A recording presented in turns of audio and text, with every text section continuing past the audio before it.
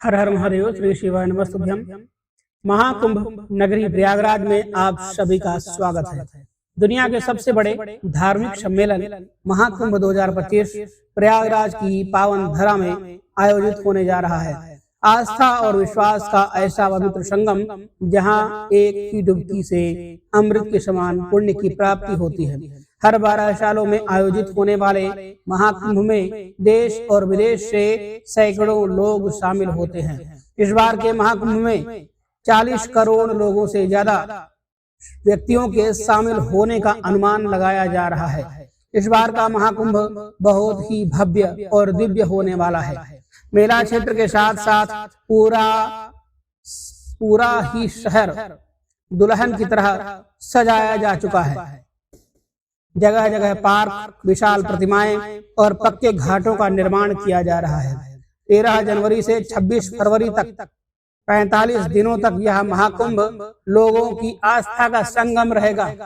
कुंभ में शाही स्नान का विशेष महत्व माना जाता है।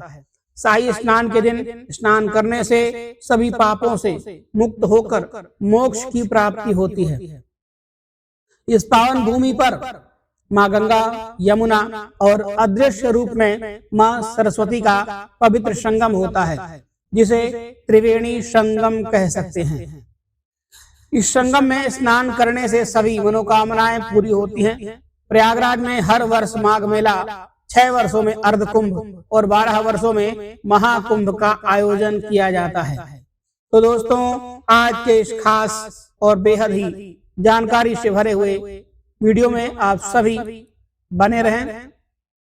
अगर आप भी इस महाकुंभ में आने की प्लानिंग बना रहे हैं तो आप एकदम सही वीडियो देख रहे हैं। यह वीडियो आपकी बहुत ही ज्यादा हेल्प करेगा। इस वीडियो में बात करेंगे आप यहाँ तक कैसे पहुँचेंगे, रुकने के लिए होटल, धर्मशाला या टेंट कहाँ पर आपको लेना चाहिए, स्नान और दर्शन का सही तरीका क्या है, यहाँ पर दर्शन करने के प्रमुख स्थान कौन कौन से हैं, और वीडियो के लास्ट में मैं आपको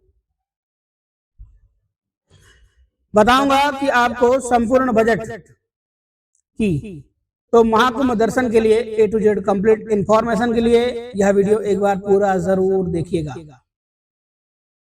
दोस्तों, इस बार के महाकुंभ में लोगों की संख्या को देखते हुए शासन और प्रशासन ने विशेष तैयारियां की हैं। मेला क्षेत्र को यूपी का 76वां जिला बनाया गया है, जिसे 25 सेक्टरों में बांटा गया है। भक्तों को एक जगह इकट्ठा ना हो, इसलिए 60 पक्के घाट भी बनाए गए हैं। साथ ही सभी की सुरक्षा के लिए पुलिस, सेना, पीएसी, एनडीआरएफ, एसडीआरएफ, जल पुलिस, पैरामिलिट्री और प्राइवेट पुलिस के लाखों जवान तैनात किए गए हैं। मेले की साफ सफाई और देखरेख के लिए हजारों सफाई मित्र भी सेवा दे रहे हैं। लोगों को आने जाने में कोई परेशानी ना हो, इसके लिए अलग अलग मार्ग बनाए गए हैं। साथ ही साथ सभी मार्ग पर पार्किंग की विशेष सुविधा भी दी गई है, जिससे सभी लोग कम से कम चलकर घाट तक पहुंच सकें। तो चलिए वीडियो में आगे बढ़ते हैं और बात करते हैं प्रयागराज तक आप कैसे पहुंचेंगे। तो दोस्तों, प्रयागराज में बहुत से रेलवे स्टेशन बनाए हुए हैं, जैसे Prayagraj junction, Prayagraj Rambagh, Prayag junction, Naini junction, Prayagraj Sangam, Hafamau, Jhusi, Prayagraj Chauki, Bamrauli और सुबेदारगंज। आप अपने शहर से यहाँ के किसी भी स्टेशन तक आ सकते हैं। रेलवे ने यहाँ तक आने के लिए लगभग 3000 मेला स्पेशल ट्रेन भी चलाई है। साथ ही साथ रेगुलर जो लगातार ट्रेनें भी चल रही हैं, वहाँ भी उत्तर प्रदेश के हर जिले से रोजाना बहुत सी बस प्रयागराज के लिए लगाई गई हैं। साथ ही 7000 नई शटल बस को भी शहर में चलाया जाएगा। बात करें फ्लाइट की, तो प्रयागराज में भी एयरपोर्ट है। इसके अलावा लखनऊ, बनारस, पटना तक आने के बाद भी आप प्रयागराज तक आ सकते हैं। तो चलिए, प्रयागराज पहुंचने के बाद में अब हम लोग बात करते हैं रुकने के लिए होटल, धर्मशाला या टेंट कैसे बुक करना चाहिए। दोस्तों, महाकुंभ के दौरान शहर के छोटे बड़े धर्मशाला, होटल पहले से ही फुल मिलेंगे, तो आप भी पहले से ही ऑनलाइन बुकिंग करके आएं। आप प्रयागराज रेलवे स्टेशन के पास में, रामबाग स्टेशन के पास में या मेला क्षेत्र में 5 से 6 किलोमीटर की दूरी तक आप होटल ले सकते हैं। मेले के दौरान नॉर्मल होटल्स का भी किराया 2000 से लेकर के 3000 में स्टार्टिंग होगी। वहीं अच्छे होटलों में 7000, 8000 या 10,000 तक के बजट में आपको अच्छे से अच्छे होटल मिल जाएंगे। तो दोस्तों, कुंभ मेला में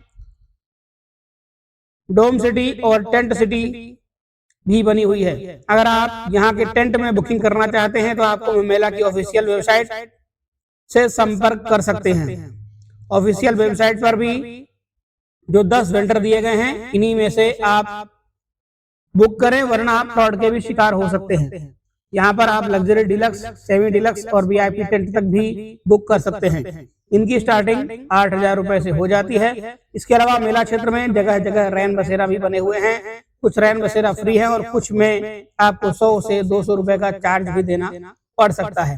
दोस्तों, इन टेंट्स के अलावा यहाँ पर बहुत से संत महात्माओं, कथावाचकों के भी बड़े बड़े पांडाल बनाए गए हैं, जहाँ पर आप प्रवचन भी सुन सकते हैं। साथ ही साथ आप यहाँ पर आज्ञा लेकर रुक भी सकते हैं। इसके अलावा सभी रेलवे स्टेशनों के बाहर बड़े बड़े टेंट भी लगाए गए हैं, जहाँ पर आप फ्री में रुक सकते हैं। लेकिन दोस्तों, मैं आपको यही एडवाइस करूंगा कि आप कोशिश करिए कि आप अपने शहर से सुबह प्रयागराज आ जाएं। पूरा दिन स्नान और घूमने के बाद में शाम वाली ट्रेन से आप अपने घर के लिए वापसी कर लीजिए। दोस्तों, एक बात का आपको विशेष ध्यान देना होगा, शाही स्नान के दिन शहर में सभी प्राइवेट वाहन बंद रहेंगे। आप जिस भी मार्ग से आएंगे वहीं पर आपको पार्किंग मिल जाएगी। साथ ही नजदीकी घाट पर आपको स्नान करना होगा। आप मान के चलिए कि आपको कम से कम 2 से 3 किलोमीटर पैदल भी चलना ही होगा। नॉर्मल डेज में रेलवे स्टेशन या बस स्टैंड से ऑटो या ई रिक्शा में 20 से 10 रुपए का किराया देकर आप न्यू नैनी ब्रिज, बहराना या चुंगी तक आ जाएंगे। फिर आप 1 से 2 किलोमीटर चलकर मुख्य मेला क्षेत्र में आकर बड़े हनुमान मंदिर किले के पास में आकर स्नान कर सकते हैं। तो चलिए दोस्तों, अब हम लोग बात करते हैं यहाँ पर स्नान करने का सही तरीका क्या है। दोस्तों, यहाँ पर जगह जगह साफ सुथरे घाट बने हुए हैं। आप रेलिंग के अंदर रहकर हर हर गंगे का जाप करके आस्था की पावन डुबकी लगा सकते हैं। वहीं दोस्तों, इन घाटों पर स्नान करने के अलावा आप अगर चाहें तो नाव के माध्यम से त्रिवेणी संगम के पास भी जा सकते हैं।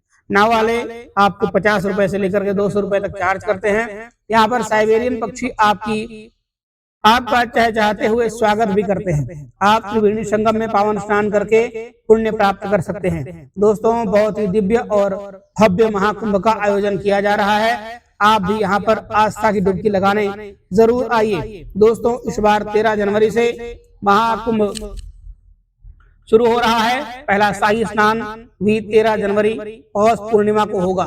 फिर उसके बाद 14 जनवरी मकर संक्रांति, 29 जनवरी मौनी अमावस्या, 3 फरवरी बसंत पंचमी, 12 फरवरी माघी पूर्णिमा और फिर 26 फरवरी को महाशिवरात्रि के दिन अंतिम शाही स्नान रहेगा। इसी दिन के बाद से फिर महाकुंभ की समाप्ति भी हो जाएगी। दोस्तों, क्या आप जानते हैं इस कुंभ की शुरुआत कैसे हुई थी?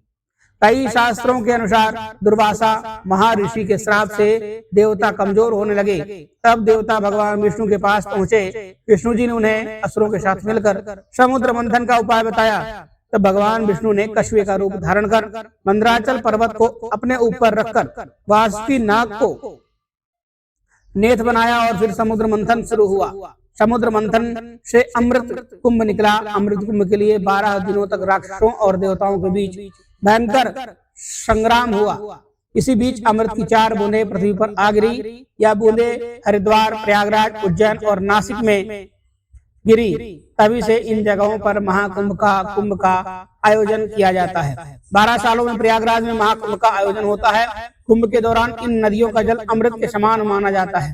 तो दोस्तों, यहाँ पर पावन स्नान करने के बाद में हम लोग बात करते हैं प्रयागराज में आप और कहां कहां दर्शन कर सकते हैं। दोस्तों, यही घाट के पास में ही किला बना हुआ है। किले के अंदर प्राचीन अक्षय वट भी है। यहाँ पर आप दर्शन जरूर करें। ऐसी मान्यता है कि वनवास के दौरान राम जी भी यहाँ पर रुके थे। साथ ही साथ किले के अंदर प्राचीन पातालपुरी मंदिर भी है।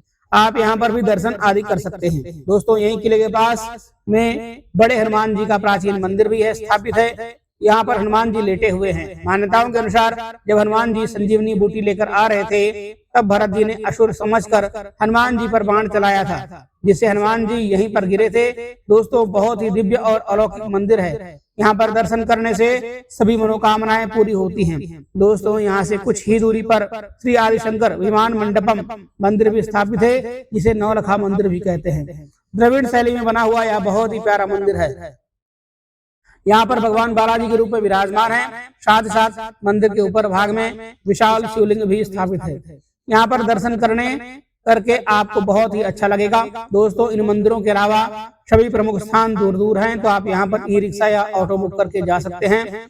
रिक्शा और ऑटो वाले आपसे 1000 रुपए तक चार्ज कर सकते हैं। 3 से 4 घंटे, 5 घंटे, 6 घंटे के अंदर आप सभी जगह जा करके दर्शन कर सकते हैं। आइए चलते हैं। सबसे पहले बात करते हैं मनकामेश्वर, जो न्यू नैनी ब्रिज के पास स्थित है। दोस्तों यहाँ पर आप शिव जी के बहुत ही अलौकिक रूप के दर्शन प्राप्त कर सकते हैं। बहुत ही अलौकिक और दिव्य स्थान है। सभी भक्त यहाँ पर दर्शन करने जरूर आते हैं। तो चलिए नैनी ब्रिज को पार करते हुए अब हम लोग चलेंगे अरेल घाट के पास में बहुत ही प्यारा शिवालय पार्क बना हुआ है। दोस्तों यह शिवालय पार्क बहुत ही शानदार बना हुआ है। यहाँ पर 4 धाम और 12 ज्योतिर्लिंग मंदिरों को वेस्ट मटेरियल से बनाया गया है। साथ ही साथ यहाँ पर बच्चों के लिए बोटिंग करने का भी ऑप्शन रहता है। नॉर्मल डेज में 50 रुपए और सैटरडे और छुट्टियों के दिन 100 रुपए तक का टिकट लगता है। तो चलिए यहाँ पर घूमने के बाद हम लोग चलेंगे कंपनी गार्डन आजाद पार्क, जो यहाँ से लगभग 8 किलोमीटर की दूरी पर स्थित है। दोस्तों यह वही पार्क है जहाँ पर हमने हमारे महान क्रांतिकारी चंद्रशेखर आजाद, जिन्हें अंग्रेजों से लड़ते हुए अपनी पिस्तौल की अंतिम गोली खुद को मार ली थी। अंग्रेज उनके जीवन में कभी भी उन्हें पकड़ नहीं पाए थे। दोस्तों ये पार्क बच्चों के लिए बेस्ट पिकनिक स्पॉट है। साथ ही साथ यहाँ पर बहुत से झूले भी लगे हुए हैं। तो चलिए यहाँ पर घूमने के बाद हम लोग चलेंगे भरद्वाज पार्क। भरद्वाज पार्क आश्रम जो यहाँ से कुछ ही दूरी पर स्थित है। दोस्तों यहाँ पर ऋषि भरद्वाज जी की विशाल प्रतिमाएं स्थापित हैं। साथ ही साथ पार्क को भी बहुत ही प्यारा बनाया गया है। फोटोशूट के लिए भी यह बहुत सुंदर स्थान है। तो यहाँ पर आप अपनी यादों के लिए प्यारी प्यारी फोटोशूट भी करवा सकते हैं। साथ ही यहाँ से कुछ ही दूरी पर आनंद भवन भी है, आप वहाँ पर भी घूमने के लिए जा सकते हैं। वहाँ पर घूमने के बाद में हम लोग फिर से मेला क्षेत्र के पास आएंगे और हम लोग चलेंगे अलोपी माता मंदिर, जो यहाँ से मात्र 200 मीटर की दूरी पर है। दोस्तों यहाँ बहुत ही प्राचीन मंदिर है, जो माता सती के 51 शक्तिपीठों में से एक है। यहाँ पर दर्शन करने के विशेष महत्व माने जाते हैं। आप मंदिर में प्रवेश कर माता रानी के अद्भुत रूप के दर्शन कर सकते हैं और आशीर्वाद प्राप्त कर सकते हैं। तो दोस्तों यहाँ पर दर्शन करने के बाद हम लोग चलेंगे नागवासुकी मंदिर, जो यहाँ से लगभग 2 किलोमीटर की दूरी पर स्थित है। दोस्तों यह प्रयागराज के प्रमुख मंदिरों में से एक है। यहाँ पर भगवान नागवासुकी विराजमान है। नागवासुकी जी ने समुद्र मंथन पर अपनेथ अर्थात रस्सी की भूमिका निभाई थी। तो आप यहाँ पर दर्शन करेंगे जरूर। आइए दोस्तों यहाँ से कुछ ही दूरी पर प्राचीन वेणी माधव मंदिर भी स्थापित है। वेणी माधव जी को मेला क्षेत्र का रक्षक और प्रयागराज का मुख्य देवता माना जाता है। आप अपनी लिस्ट में इस मंदिर को जरूर शामिल करें। दोस्तों इन सभी प्रमुख मंदिरों के दर्शन करने के बाद आप अपनी शाम वाली ट्रेन या अगले दिन के लिए अपने घर वापसी कर सकते हैं। तो दोस्तों हम लोग बात करते हैं, सबसे जरूरी बात है बजट की। कितने बजट में आप इस पावन यात्रा को पूरा कर सकते हैं। दोस्तों आप 2 लोग और सेम डे आकर के अपने घर के लिए वापसी कर सकते हैं। तो यकीन मानिए 3 से 4 हजार रुपए में आप अपनी यात्रा को पूरा कर सकते हैं। तो दोस्तों आप सभी को कैसी लगी हमारी यह जानकारी, कमेंट करके जरूर बताइएगा। मिलते हैं एक नई वीडियो में एक नई जानकारी के साथ। तब तक के लिए धन्यवाद। हर हर महादेव, श्री शिवाय, नमः शुभ्यम। माघ मेले की हार्दिक शुभकामनाएं आप सभी को।